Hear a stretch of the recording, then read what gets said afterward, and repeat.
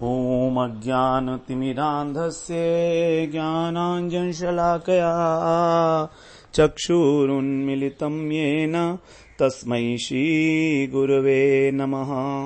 वन्देऽहं श्रीगुरो श्रीयुत्पदकमलं श्रीगुरून् वैष्णवांश्च श्रीरूपं साग्रजातं सहगण रघुनाथान्वितं तं सजीवम् साद्वैतं सावधूतं परिजनसहितं कृष्ण चैतन्यदेवं श्रीराधा कृष्णपादान् सहगण ललिता श्रीविशाखान्वितांश्च तमादिदेवं करुणानिधानं तमालवर्णं सुहितावतारम् अपार संसार समुद्र से तुम भजामहे भागवत स्वरूपम।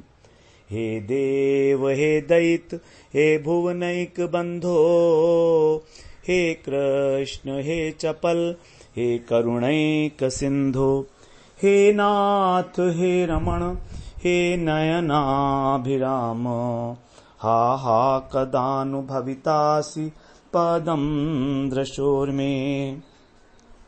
श्री कृष्ण चैतन्य प्रभो नित्यानंद श्री अद्वैत गदाधर शिवसदि गौरभक्त वृंद। हरे कृष्ण कृष्ण कृष्ण हरे हरे हरे राम राम राम हरे हरे। हरे कृष्णा। सर्वप्रथम मैं अपने गुरुपाद पद्म ओम विष्णुपाद अष्टोत्तर शत श्री श्रीमद् भक्ति वेदांत माधव गोस्वामी महाराज के चरण कमलों में अनंत कोटि दंडवत प्रणाम ज्ञापन करता हूं। हम लोग श्रीमद् भागवत पुराण में दशम स्कंद में द्वितीय अध्याय श्रवण कर रहे हैं, जिसके अंदर वर्णन किया जा चुका है कि किस प्रकार से कंस ने जो है जब देवकी के 6 पुत्रों को नष्ट कर दिया, उसके बाद सप्तम गर्भ के अंदर जो बलराम जी हैं वो आए हैं और भगवान जो हैं योग माया को इस प्रकार का निर्देश दे रहे हैं कि तुम देवकी के इस 7वें गर्भ को संकर्षण करके और रोहिणी जी के गर्भ में स्थापित कर दो। तो 9वें श्लोक में हम लोग इस प्रकार श्रवण कर रहे थे। अतहामंश भागेन देवक्या पुत्रताम शुभे प्राप्स्यामि त्वं यशोदायां नंदपत्न्यां भविष्यसि। कि हे कल्याणी हे शुभे, तुम देवकी के 7वें गर्भ का आकर्षण करने के बाद मैं स्वयं परिपूर्ण रूप से देवकी का पुत्र बनूंगा, इसलिए तुम भी नंदपत्नी यशोदा के गर्भ से जन्म मात्र ग्रहण करोगी, अर्थात उनकी पुत्री नहीं बन पाओगी। इस प्रकार से यहाँ पर तो हम लोग श्रवण कराए थे कि पुत्री बनने के लिए क्यों मना कर दिया भगवान ने, क्योंकि नंद यशोदा जी को पता भी नहीं लगेगा कि उनकी कोई पुत्री हुई है, इस प्रकार से। और यहां पर जो अंश भागेन कहा गया कि कह रहे मैं अंश भाग से, यहां पर अंश भाग के अनेक प्रकार के अर्थ हैं। तो जो श्रीधर स्वामी पाद हैं उन्होंने इस अंश भागेन के अनेक प्रकार के जो अर्थ बताए हैं, हम लोग उसका श्रवण कर लेते हैं। अंश भागेन से उन्होंने भगवान की भगवत्ता को स्थापित किया है। वो कह रहे हैं कि ब्रह्मा से लेकर अतृण तक स्थावर जंगम जितने भी प्राणी हैं, सभी वस्तुओं में भगवान अपनी शक्ति के द्वारा अवस्थित हैं, अर्थात वे सबके अंदर अंश भाग से स्थित हैं, इसलिए कहा अंश भागेन। सभी जो हैं, सभी के अंदर जो हैं विराजमान है भगवान अपनी शक्ति के द्वारा। तो अंश के द्वारा अपने वो सबके अंदर विराजमान होने के कारण भगवान ने कहा कि अंश भागेन। यहां अंश का मतलब है शक्ति और भाग माने प्रवेश, अर्थात मैं अपनी शक्ति के द्वारा सबके अंदर प्रवेश किए हूं। जैसे भगवान ने कहा है 10वें अध्याय में गीता में कि अथवा बहुनायतेन किम ज्ञातेन तवार्जुन विस्तभ्य अहम इदम कृष्णम एकांशेन स्थितो जगत। अर्थात हे अर्जुन, तुम्हें बहुत जानने से क्या प्रयोजन है, ये संपूर्ण जगत को मैं अपने शक्ति के एक अंश मात्र से धारण करके स्थित हूं, एक अंश मात्र से। तो अंश का मतलब है शक्ति और भाग माने प्रवेश होना। इस प्रकार से सभी के अंदर भगवान जो है प्रविष्ट हैं स्थावर जंगम तृण से लेकर ब्रह्मा तक, इसलिए कह रहे हैं कि सारे संपूर्ण ब्रह्मांड में ही अंश के रूप में विराजमान है। अब दूसरा अर्थ इसका बता रहे हैं कि जो अपने भक्तों को अपना अंश, भगवान के जो अंश हैं, भगवान के 6 अंश हैं, ज्ञान वैराग्य इत्यादि, ये सब भगवान के अंश हैं। तो कह रहे हैं मैं जो अपने अंश हैं, ज्ञान, ऐश्वर्य, बल, ये सब, इनके साथ मैं उनको समन्वित करता हूं, इनके साथ उनको युक्त करता हूं। अधिकार उनको, अंश भागेन माने अधिकार, भाग माने अधिकार, तो मैं उनको अधिकार देता हूं। तो इसलिए भक्त जो है मेरे अंश भाग हैं, मेरे ही अंश से वो जो है बलवान है, मेरे ही अंश से ज्ञानवान है और मेरे ही अंश से वो ऐश्वर्यवान है। तो इस प्रकार से मेरे भक्तों के अंदर भी मेरा अंश विराजमान है। तो अंश भागेन दूसरा अर्थ बताया। तीसरा अर्थ बता रहे हैं कि जब पुरुषावतार में अपने अंश के द्वारा भगवान माया के प्रति ईक्षण करते हैं। भगवान के 6 अवतार हैं, पुरुषावतार, गुणावतार, मनवंतरावतार, लीलावतार, शक्ति अवतार, आवेश अवतार और युगावतार, ये 6 अवतार हैं। तो पुरुषावतार में अर्थात जो कारुणोदकशाही विष्णु हैं, वे अपने अंश भाग से माया का ईक्षण करते हैं। तो ईक्षण कौन करते हैं? कारुणोदकशाही विष्णु। और कारुणोदकशाही विष्णु कौन है? भगवान के अंश हैं। कारुणोदकशाही विष्णु संकर्षण के अंश हैं और संकर्षी जो है भगवान के अंश हैं, बलदेव जी के। इस प्रकार से तो अपने अंश से मैं जब माया का ईक्षण करता हूं, इसलिए वो अंश भाग है, तभी तो माया सक्रिय होती है और इस जगत की उत्पत्ति होती है। इस प्रकार से भगवान जो ईक्षण करते हैं वे हैं अंश भाग। चौथा अर्थ बता रहे हैं कि जो प्रकृति के 3 गुण हैं, सत्व, रज, तम, इन 3 गुणों के नियंता के रूप में भगवान ब्रह्मा, विष्णु और शिव के रूप में विराजमान है, गुणावतार हैं। तो गुणावतार जो हैं ये भगवान के अंश भाग हैं। जैसे पुरुषावतार भगवान के अंश हैं, उसी प्रकार से अंश के भाग, उसी प्रकार से गुणावतार भगवान का जो दूसरा अवतार बताया, पुरुषावतार, गुणावतार, मनवंतरावतार, युगावतार, लीलावतार और आवेश अवतार। तो उनमें से पुरुषावतार के रूप में कारुणोदकशाही विष्णु वो भी अंश हैं और ब्रह्मा, विष्णु, महेश ये भी भगवान के अंश हैं। इस प्रकार से चौथा अर्थ हो गया ये। 5वां अर्थ है कि भगवान के जो अंश हैं, मत्स्य, कूर्म इत्यादि, तो उन स्वरूपों का भजन करके भी, वो भी सारे के सारे अंश ही हैं। तो इन स्वरूपों का भजन करके अनेक जो मुनि हैं, जैसे सत्यव्रत मुनि का उद्धार हुआ था, तो वो भगवान के स्वांश हैं, तो उनके साथ में उत्पन्न होगा। उसके बाद छठा अर्थ बता रहे हैं कि जो अपने अंश हैं भगवान के, ज्ञान, बल आदि के द्वारा वो अपने भक्तों का मनोरथ पूर्ण करते हैं। पहले तो बताया था कि ज्ञान, बल, ऐश्वर्य के द्वारा अपने भक्तों को समन्वित करते हैं। यहां पर दूसरा अर्थ बता रहे हैं कि अपने अंश, जैसे भगवान को कहा जाता है ऐश्वर्य से समग्र यश से श्रिय, ज्ञान वैराग्य योश्चैव शरणाम भंग इतिंगना, भगवान के 6 जो हैं अंग हैं, समग्र ऐश्वर्य, समग्र वीर्य, समग्र यश, समग्र ज्ञान, समग्र श्री, समग्र वैराग्य। तो इसे कह रहे हैं कि इनके द्वारा मैं, जो मेरे भक्त हैं, उनका मनोरथ पूर्ण करने के लिए मैं उत्पन्न होता हूं, अंश भागेन। तो इस प्रकार की 6 व्याख्याएं जो हैं श्रीधर स्वामी पाद ने की हैं भगवान की भगवत्ता का प्रतिपादन करने के लिए। जो जीव गोस्वामी हैं उन्होंने 2 प्रकार का इसका अर्थ और किया है। वो कह रहे हैं 3 प्रकार का। वो कहते हैं कि जिसमें सारे अंशों का प्रवेश हो जाता है वे हैं अंश भाग। अंशानाम भागो भजनम प्रवेशो यत्र से अंश भाग, अर्थात जितने सारे अंश भगवान के जितने भी हैं वो सब इनके अंदर प्रविष्ट हैं।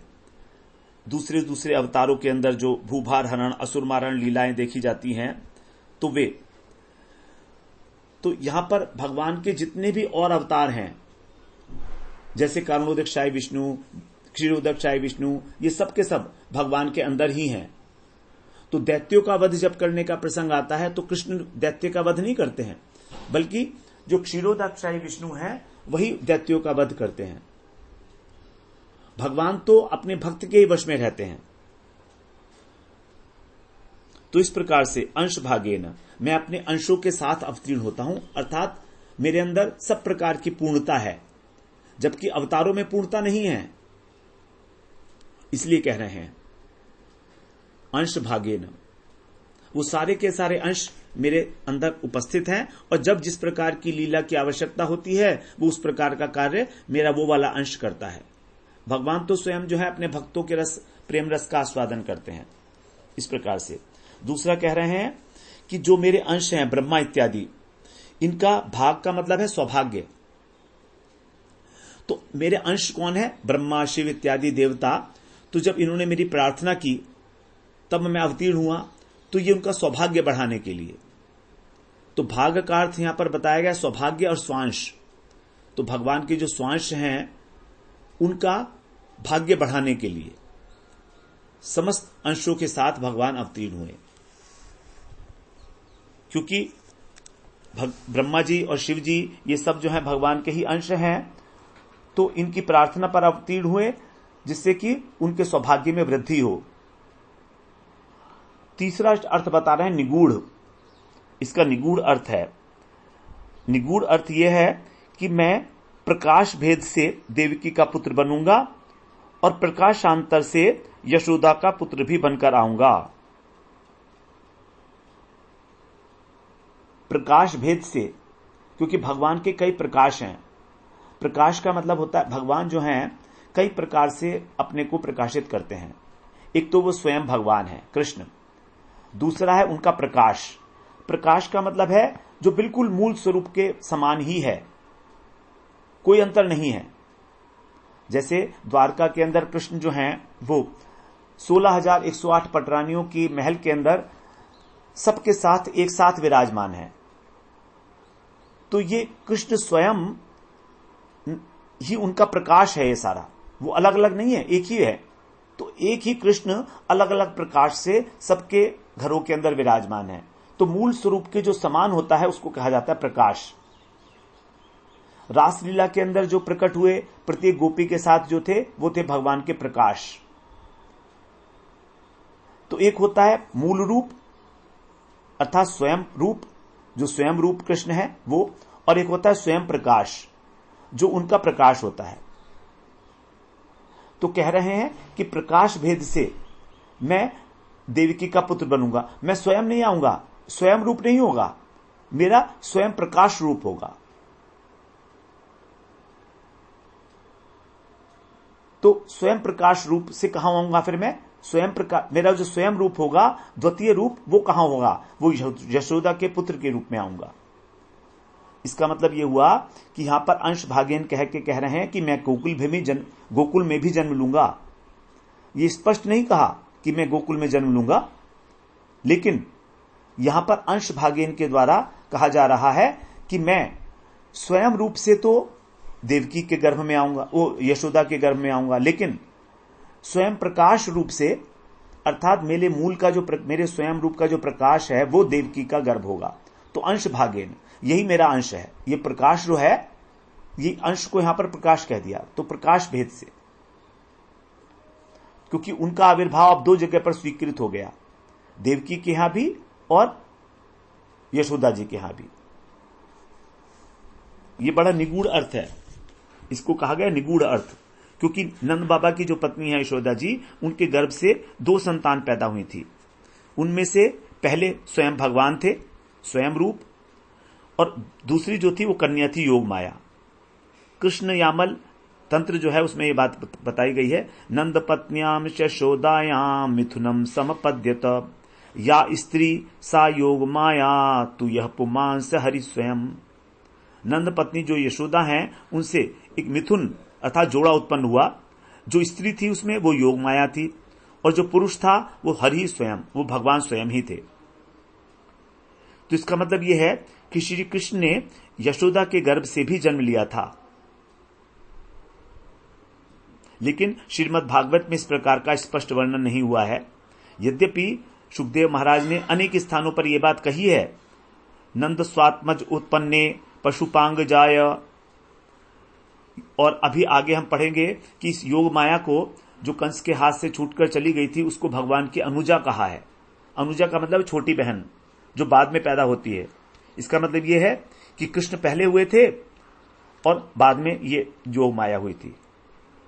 अब इस बात को सुखदेव जी ने गूढ़ रूप से कहा, लेकिन स्पष्ट नहीं कहा। क्यों? क्योंकि साधारण व्यक्ति इसको नहीं समझ पाएंगे। जो यशोदा नंदन कृष्ण हैं, उनके माधुर्य का आस्वादन प्रत्येक व्यक्ति नहीं कर सकता। इसीलिए जो जीव गोस्वामी ने, उन्होंने इस अर्थ को निगूढ़ अर्थ कहा। ये जो व्याख्या है कि कृष्ण प्रकाश भेद से देवकी के घर में होंगे और स्वयं जो है स्वयं रूप से यशोदा के घर में आएंगे। ये कहा गया है कि यशोदा की जो पत्नी है, नंद की जो पत्नी है यशोदा, उनके दो नाम थे, एक यशोदा और देवकी।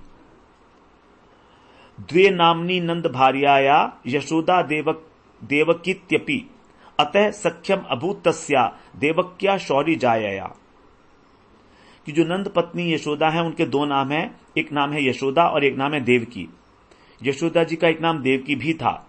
इसीलिए कहते हैं कि अतः माने इसलिए सख्यम अभूत तस्या, उनका सख्य भाव था। किसके साथ? शौरी जायया, जो वसुदेव जी की पत्नी देवकी हैं उनके साथ उनका सख्य भाव था, क्योंकि नाम दोनों के एक हैं। वृहद विष्णु पुराण में भी कहा गया है कि यशोदा का नाम भी देवकी है। तो इस प्रकार से भगवान ने योग माया से कहा कि ये योग माया, तुम देवकी के 7वें गर्भ को आकर्षण करके रोहिणी के गर्भ में स्थापन करो और तुम केवल नंद पत्नी के गर्भ से फिर जन्म मात्र ग्रहण करोगी। तुम उनकी पुत्री नहीं बनोगी, क्योंकि उन्होंने जन्म तो दिया यशोदा जी ने तुमको, लेकिन उन्होंने किसी प्रकार के वात्सल्य रस का आस्वादन नहीं किया। क्योंकि कृष्ण, ऐसा लगता है कि कृष्ण जो है यशोदा के वात्सल्य रस का आस्वादन जो है अकेले करना चाहते हैं। अब आगे 10वें श्लोक में कह रहे हैं, अर्चयिष्यन्ति मनुष्यास्त्वाम सर्व काम वरेश्वरीम धूपोपहार बलिभिः सर्व काम वर प्रदाम। यहां कह रहे हैं कि जो मनुष्य हैं संसार के प्राकृत, वे सर्व काम वरेश्वरीम, तुम कौन हो? उनकी समस्त प्रकार की कामनाओं को पूरा करने वाली, उनको वर प्रदान करने वाली। सर्व काम वरेश्वरी, वर प्रदान करने वाली ईश्वरी हो तुम। ऐसी तुम ईश्वरी सर्व काम फल वर प्रदाम, उनको तुम्हारी वो क्या करेंगे? धूप के द्वारा, दीप के द्वारा, पूजा के उपकरणों के द्वारा अर्चयिष्यन्ति, तुम्हारी पूजा करेंगे। तो जो मनुष्य है इस संसार में, वे अनेक अनेक प्रकार की कामनाएं करते हैं, उनके लिए तुम जो है वर प्रदान करने वाली होंगी। और इस प्रकार तुमको जानकर वो तुम्हारी अनेक प्रकार की सामग्रियों के साथ, धूप दीप नैवेद्य इत्यादि के साथ तुम्हारी पूजा करेंगे।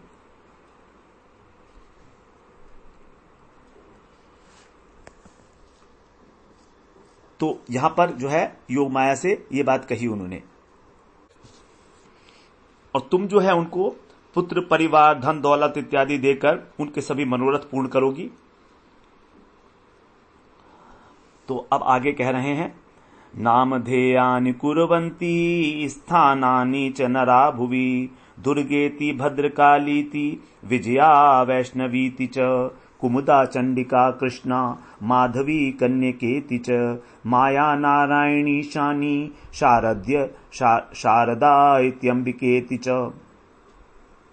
माया के जो नाम होंगे भगवान ये बता रहे हैं, नामकरण कर रहे हैं कि नरह, जो पृथ्वी के ऊपर मनुष्य हैं, वे भूवि माने पृथ्वी में, स्थानानि तुम्हारे जो है निकेतन, अनेक अनेक जो वासस्थान मंदिर बनाएंगे। कुर्वंती माने बनाएंगे।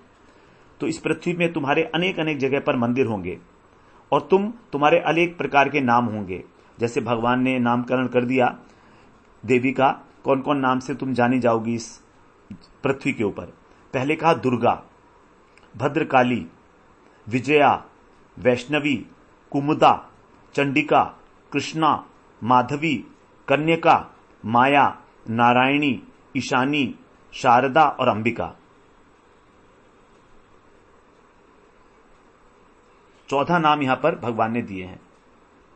आदि भी लिखा है, आदि तो ये सब नाम जो है तुम्हारे होंगे। तो तुम्हारे जो है अवतार लेने के कारण संपूर्ण जगत में कुछ लोग तो वैष्णव होंगे जो मेरी पूजा करेंगे, और जो तुम्हारी पूजा करेंगे, तुम क्योंकि शक्ति रूपा हो इसलिए वो शाक्त हो जाएंगे। तो अब जैसे मेरा प्रभाव होगा पृथ्वी पे, वैसे ही तुम्हारे प्रभाव भी बढ़ेगा, मेरे प्रभाव की भांति ही। तो ये भगवान ने वर दिया है योग माया को, क्योंकि योग माया ने भगवान का काम किया है। कृष्ण के जितने भी नाम हैं, कृष्ण इत्यादि जितने भी नाम हैं भगवान के, ये सब जगत के लोगों के द्वारा नहीं दिए गए हैं। उनके नाम, धाम, रूप, गुण, लीला इत्यादि सब कुछ चिन्मय है। कृष्ण नाम और कृष्ण का स्वरूप माया की उसमें गंध भी नहीं किसी प्रकार से। वैकुंठ नाम से ही ये कृष्ण नाम आया है। ये नहीं कि हमने कृष्ण दे दिया है। कृष्ण, राम, नरसिंह, ये जो नाम है भगवान के, ये नित्य नाम है। जिस प्रकार भगवान का धाम, जिस प्रकार भगवान नित्य हैं, उसी प्रकार से भगवान के नाम, भगवान के धाम, भगवान का गुण, रूप, लीला सब ये उनका वैभव है।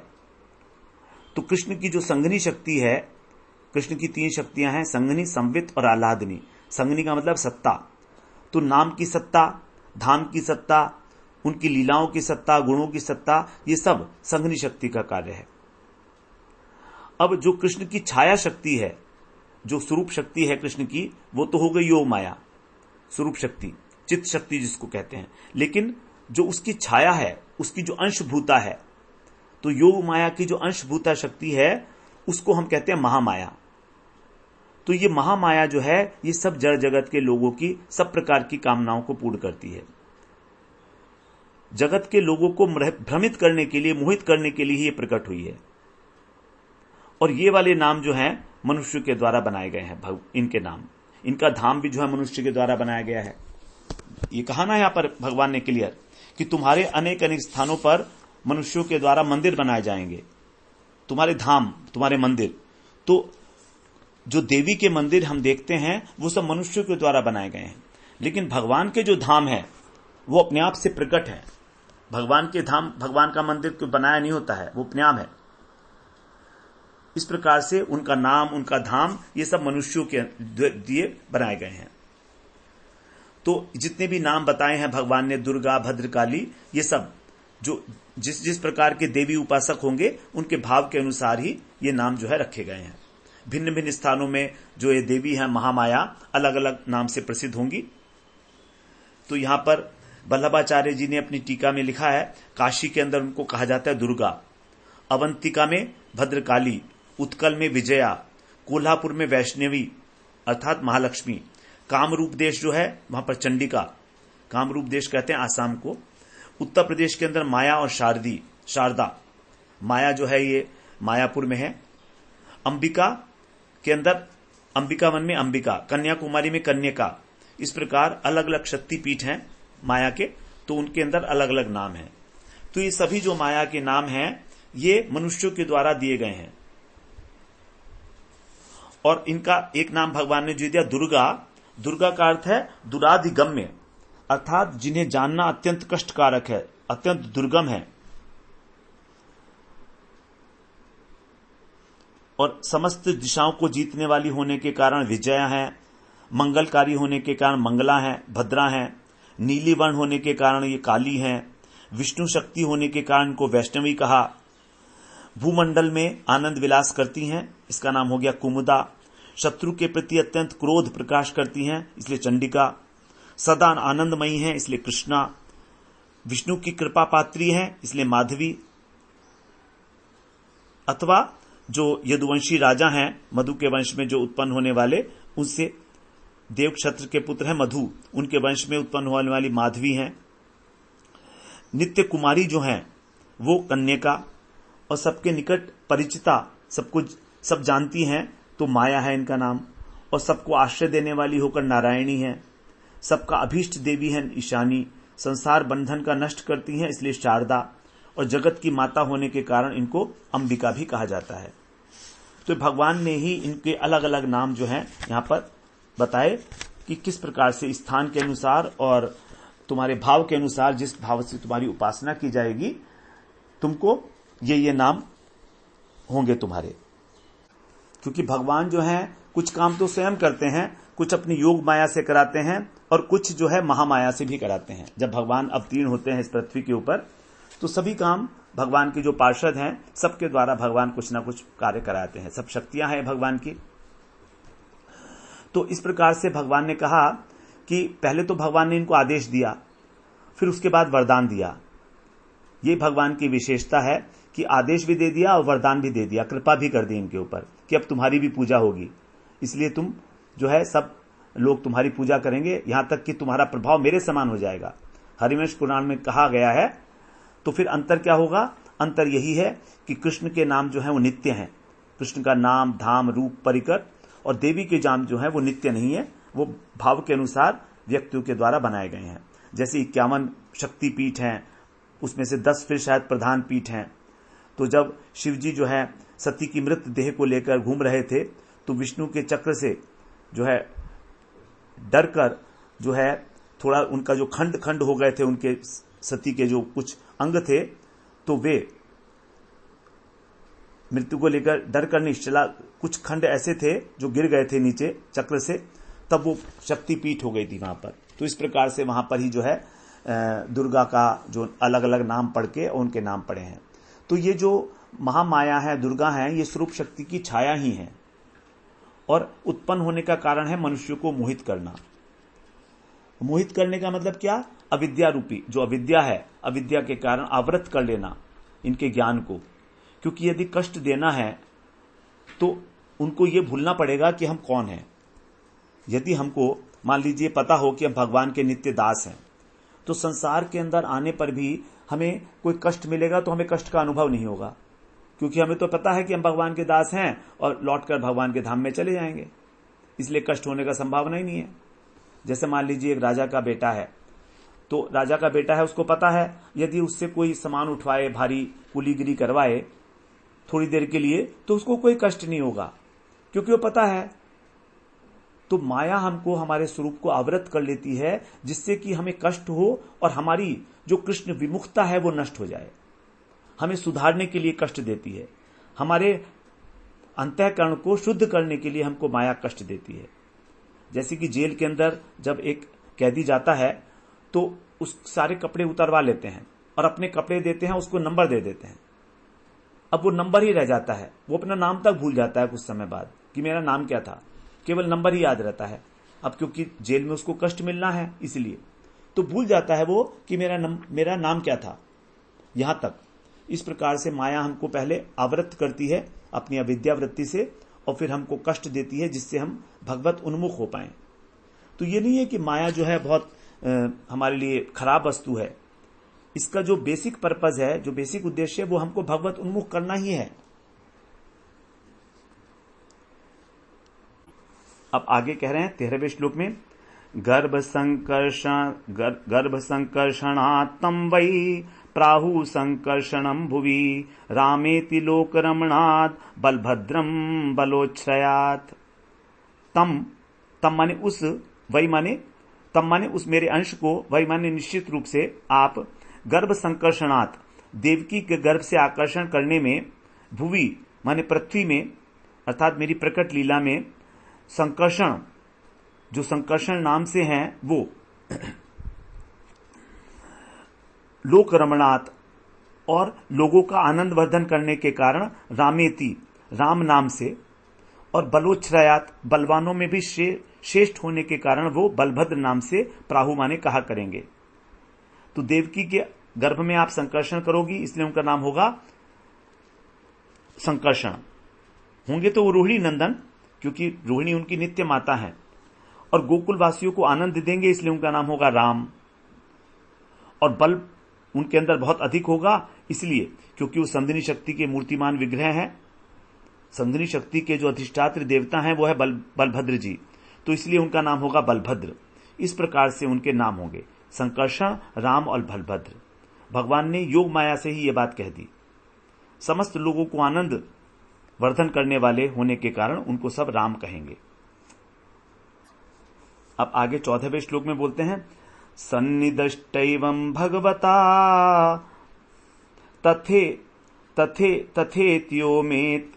ओमिति तद्वचः प्रतिग्रह्य परिक्रम्य गाम गता तत्तथा करोत्। भगवता माने श्री कृष्ण के द्वारा, भगवान के द्वारा, एवं माने इस प्रकार संदिष्ट आदेश प्राप्त करके वो जो देवी योग माया थी वे तद्वचः भगवान के वचनों को तथेति ओमिति वैसा ही करूंगी ऐसा स्वीकार करते हुए, तथा इति माने वैसा ही, ओम इति माने स्वीकार करना। संस्कृत में हम लोगों ने पहले भी चर्चा की थी कि जब कहना होता है ठीक है, स्वीकारोक्ति देनी होती है तो ओम कह देते हैं, तो इसलिए कहती है तथेति ओम इति। ओम का मतलब ठीक है, जो आपने कहा ऐसा ही करूंगी, स्वीकार करना। तो इस प्रकार स्वीकार करके उन्होंने प्रतिग्रह्य भगवान का अभिवादन किया और परिक्रम्य भगवान की परिक्रमा की और गाम गता फिर वो पृथ्वी पर चली गई।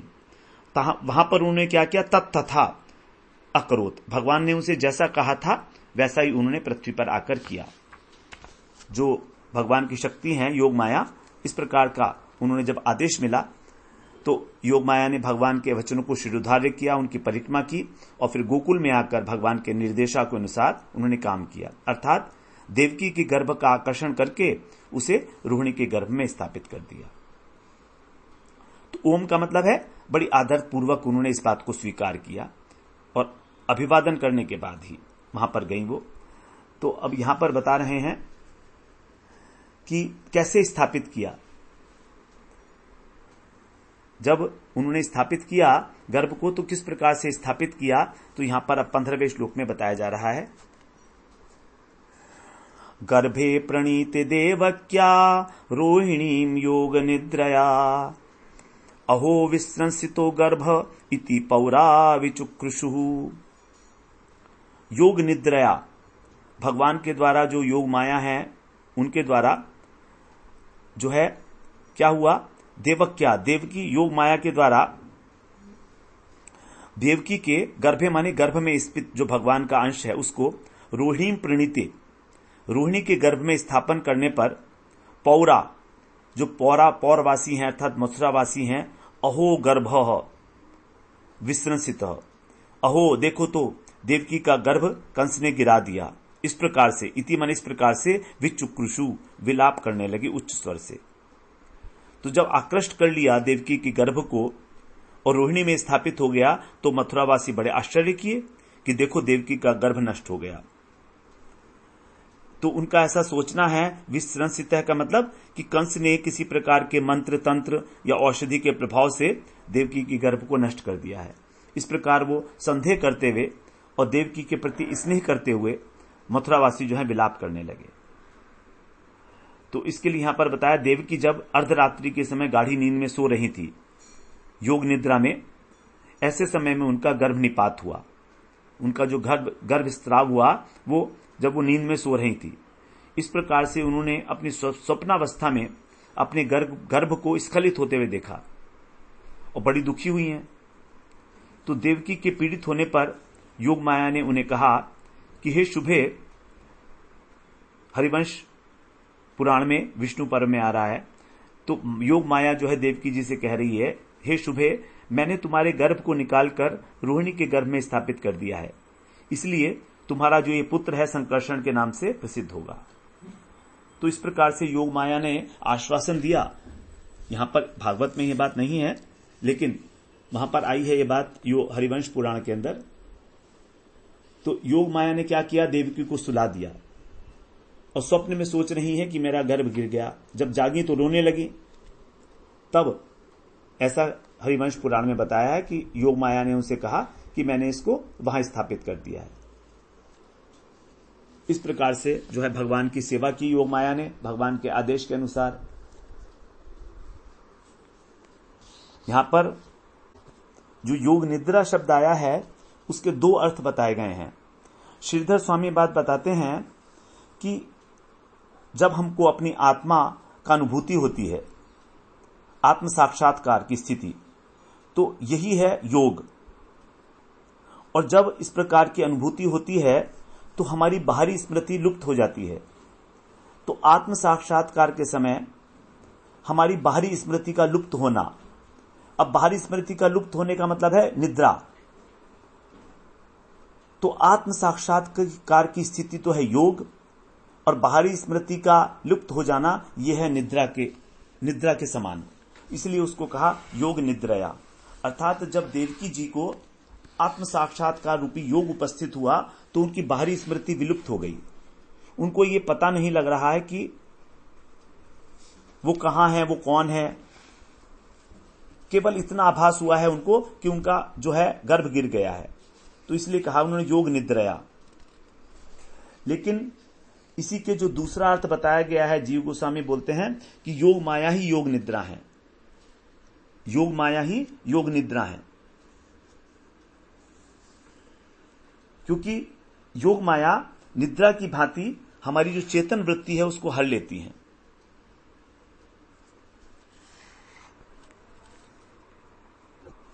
योग की स्थिति में और निद्रा की स्थिति में एक चीज कॉमन है, और वो है बाह्य स्मृति का लुप्त हो जाना। तो योग में हमारी अंतर्वृत्ति जागृत हो जाती है योग के अंदर, लेकिन जो साधारण निद्रा है हमारी, उसके अंदर हमारी अंतर्वृत्ति जागृत नहीं होती, क्योंकि निद्रा के अंदर जो हमारी वृत्ति चल रही है वो स्वप्न में चल रही है, और वो भी जो है जड़ीय देह में ही अवस्थित है, तो वो भी हमारी जड़ीय वृत्ति है। तो योग में और निद्रा में यही एक अंतर है कि योग जो है वो अंतर्वृत्ति को जागृत करता है, जबकि निद्रा में हमारी अंतर्वृत्ति जागृत नहीं होती है। तो अंतर्वृत्ति का मतलब है आत्मा संबंधी, स्वरूप से संबंधी जो वृत्ति है।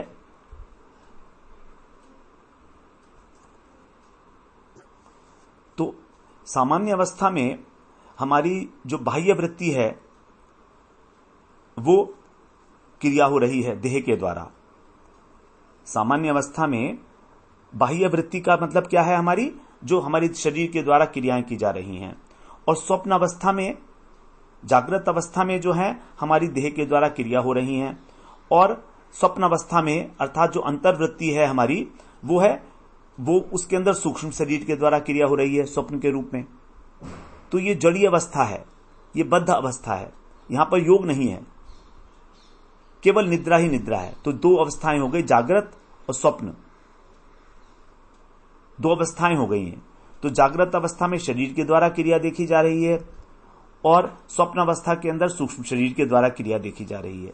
लेकिन ये योग निद्रा है, योग निद्रा के अंदर हमारी जो अंतर्वृत्ति है, आत्मा की वृत्ति जागृत हो जाती है, आत्मा का स्वरूप उपलब्ध हो जाता है, आत्मा का बोध होने लगता है। तो यद्यपि बाहरी क्रियाएं वही हैं, योग निद्रा में भी जो बाहरी शरीर से क्रियाएं जो है सब बंद हो जाएंगी, लेकिन हमारी अंतर्वृत्ति जो है वो जागृत होके और उनको स्वरूप का बोध होने लगता है। तो यही कह रहे हैं कि योग का मतलब है आत्मस्वरूप की उपलब्धि और बाह्य अनुभूति का लुप्त हो जाना, जबकि निद्रा का अर्थ है कि बाह्य वृत्ति भी लुप्त हो गई और अंतर्वृत्ति जो है वो स्वप्न में आ गई। तो बाह्य इंद्रियों से कोई कार्य नहीं हो रहा है, लेकिन अब अंतर इंद्रियां जो हैं अर्थात मन इत्यादि वो कार्य कर रहे हैं। तो योग का मतलब होता है भगवान के साथ जुड़ जाना। इस प्रकार से यहां पर 14वें श्लोक तक 15वें श्लोक तक हम लोग श्रवण किए। अब आगे हम अगले सत्र में 16वें श्लोक में श्रवण करते हैं कि भगवान का अवतार किस प्रकार होता है। अगला श्लोक बड़ा इंपॉर्टेंट है। भगवान किस प्रकार से देवकी के गर्भ में आए हैं वो पूरा का पूरा विशेष रूप से यहां पर समझाया जाएगा। वांछा कल्पतरुभ्यश्च कृपा सिंधुभ्य एव च पतितानां पावनेभ्यो वैष्णवेभ्यो नमो नमः।